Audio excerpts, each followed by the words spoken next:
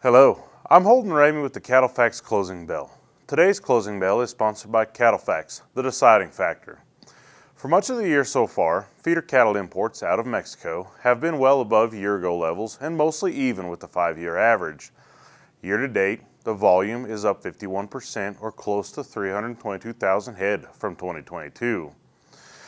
The volume of cattle crossing the southern border does typically start to increase in the fall time frame, though since the start of September, Mexican feeder cattle imports are running 114% above a year ago and 46% above the 5-year average. Elevated U.S. feeder cattle prices through September and October, as well as severe drought in northern Mexico, have pushed feeder cattle north. Despite still being 16% or 27,500 head below a year ago, feeder cattle imports out of Canada have also seen a sharp spike during September and October. Through this time frame, Canadian feeder cattle imports have outpaced last year by 144% and were 80% above the 5-year average.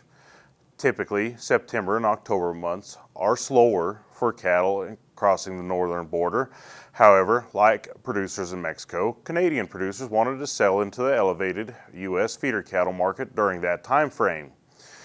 Increased Mexican and Canadian feeder cattle imports is at least partially the reason placements were up in September and also why placements are expected to be elevated again in October. Turning to this week's markets, moderate trading occurred in the north at 180 to 181 live and 287 dressed, $4 to $5 lower than last week. Light volumes also traded in the south at 180 to 181, which was $4 to $5 softer than the prior week.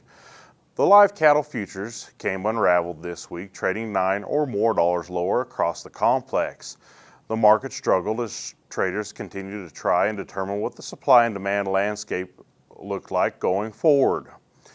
Feeder cattle also struggled on the week, with the November contract trading around $11 lower to around $230 per hundredweight, and January come off nearly $14 to $226.